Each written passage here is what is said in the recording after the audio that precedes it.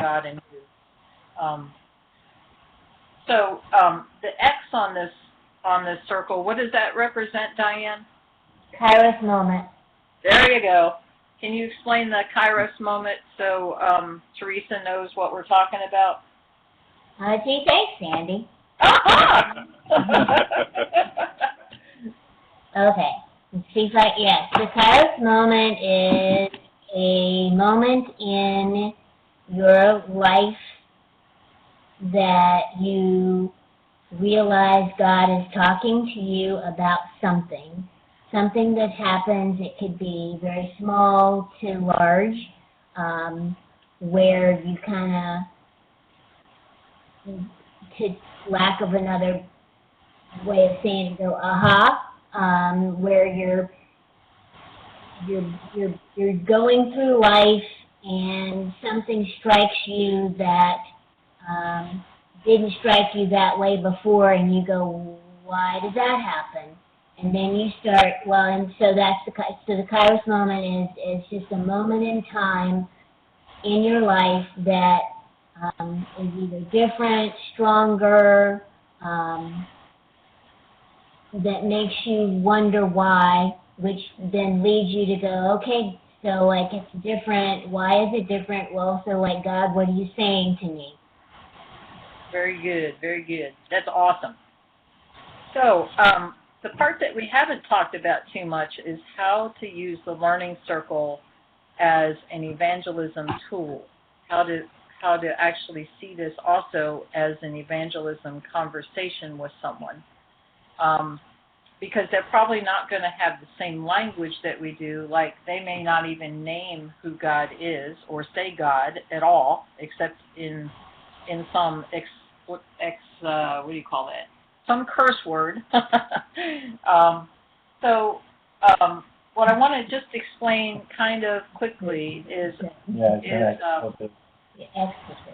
that's it. Thank you. You're welcome. All right. So the Kairos is also always where evangelism starts.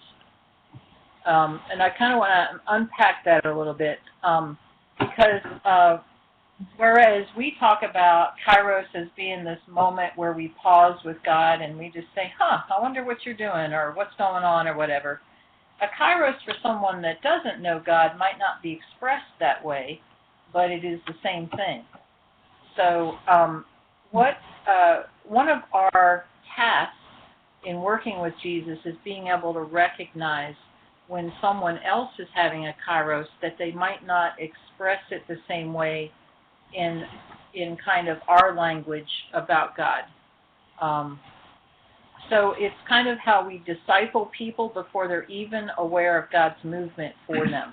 Because they're already having Kairos moments. They're already having moments that God is providing to tap them on the shoulder or to whisper in their ear. It could be at the birth of a baby. It could be, all these, in the Methodist Church, we call these moments of grace. It could be any of those kind of things. Could be that they read something profound on a bathroom stall door. It just could be a lot of different things, but they're thinking about it or they're pausing to say something about it. So let me just give you a quick little story about this, because this is the bottom line. The better that we become at recognizing the Kairos moments in someone else, the more discipleship we'll be doing constantly, and the more we'll see people gravitating towards Christ.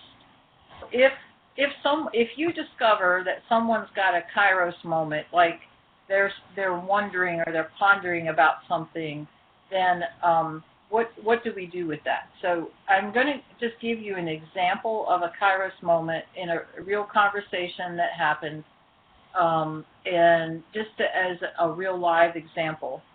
And then we'll take some time to talk about this a little bit. So here's a real conversation that happened. A friend of mine called and said, "Oh my God, Sandy, guess what? I couldn't believe it that she got into the Naval Academy. I'm so proud of her. And so I said, wow, I'm just so happy for her and for you. And then she said, she really has her head screwed on right, doesn't she? I think she went on to say something about how that she never had her head screwed on right at that age or something like that. What would I say next to that? So what's the Kairos here?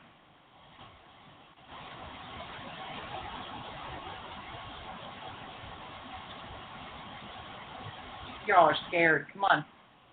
Well, I think probably we're overthinking it.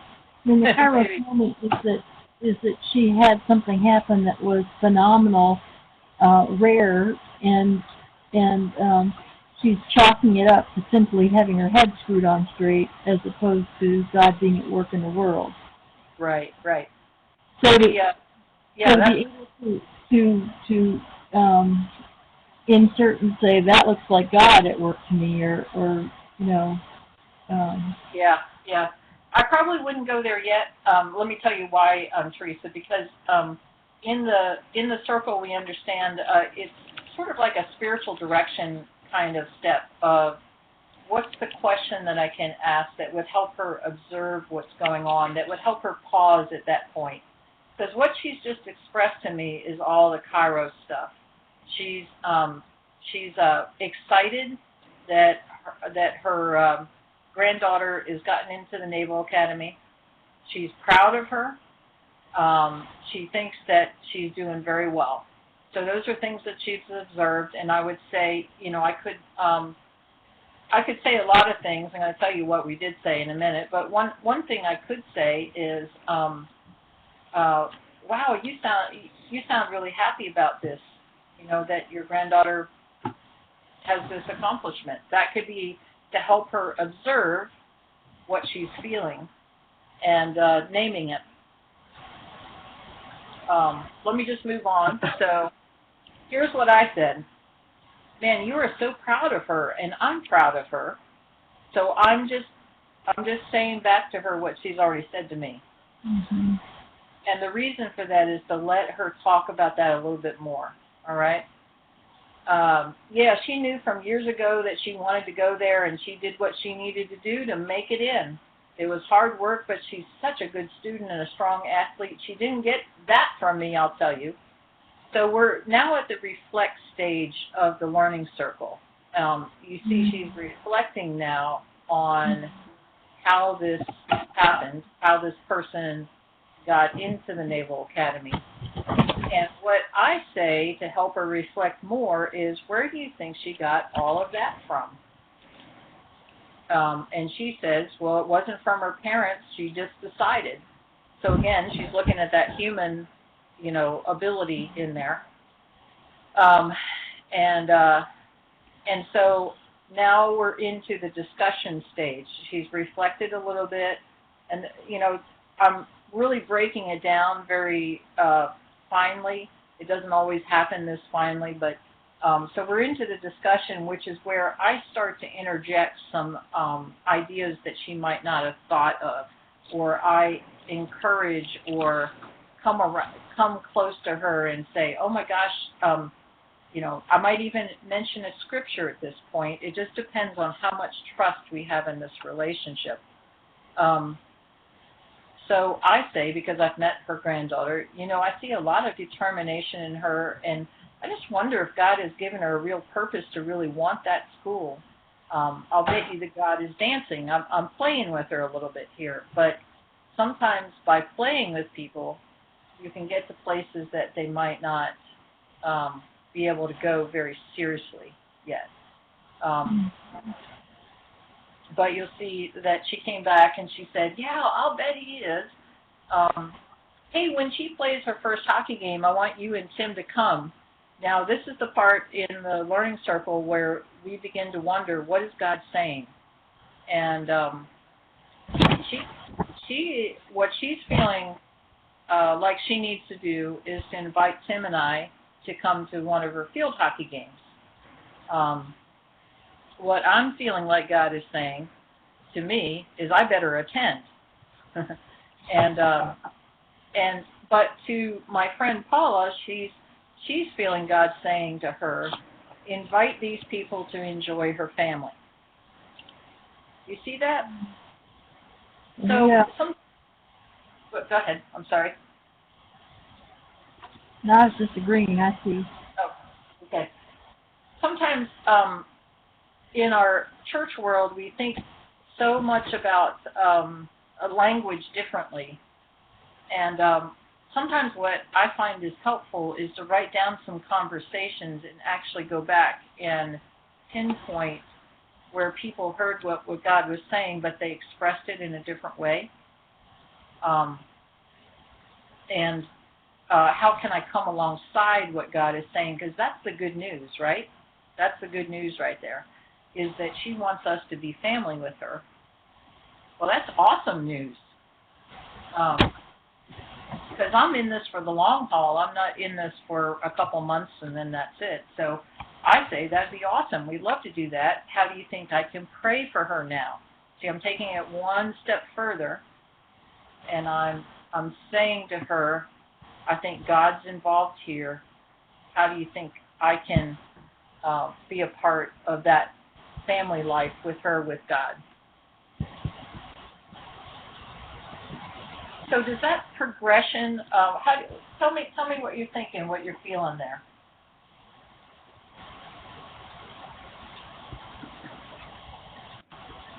Does it feel like I'm really interrupting her and giving her a sermon? No. No. Does it feel like it's natural? Yes. It's very sandy. Yeah, so you have to do it your way. That's absolutely true, Derek. Because this is me. Your personality has to be in it. But it is. It is you, which is great. But thinking about keeping that learning circle in your head, that observe, reflect, discuss, and then the plan, count and act, that helps us be us, but also be with God, I guess, in that moment with them. It gives us, in our head, a place to go, not just oh, cool, that's the end of it.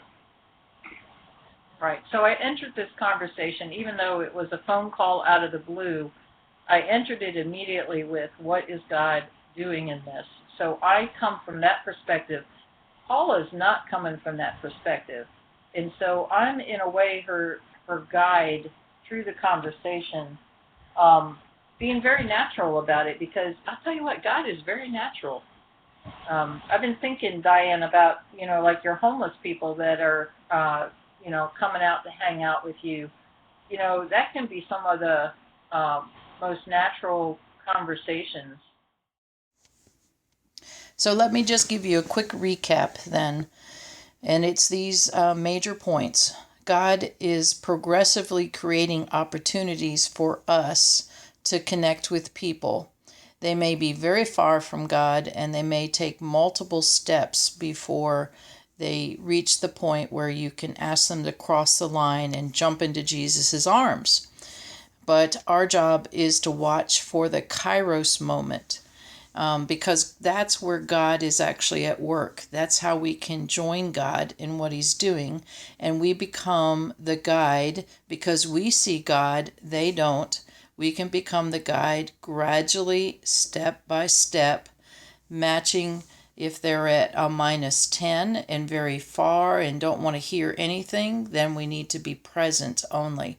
But if they're at a step -5, where they've begun to maybe consider a little bit, then you might be able to ask them to pray or point out something that you believe about God that's non-threatening. So our job is to watch for those Kairos moments because God is peeking through. There's a way to practice discipleship even before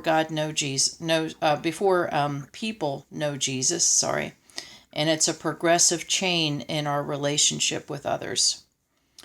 So the homework out of this is to see if you can see the Kairos this week. If you can choose 3 people to watch for the Kairos, because that's a main skill that we need to become really good at. If we can become really good at seeing the Kairos, then we know where God is at work, and we know more informed about how to join Him there. Jesus was very good at this when He talked with the Samaritan woman at the well. He saw the Kairos immediately, that she was hurting and that she was alone, and He asked her for help rather than dominating her, which was quite different than what she expected. So try to catch 3 people in a Kairos this week and see if you can help them become more aware at wherever they are, whether it's a -10 from God or they need 7 more steps to God, whatever that is.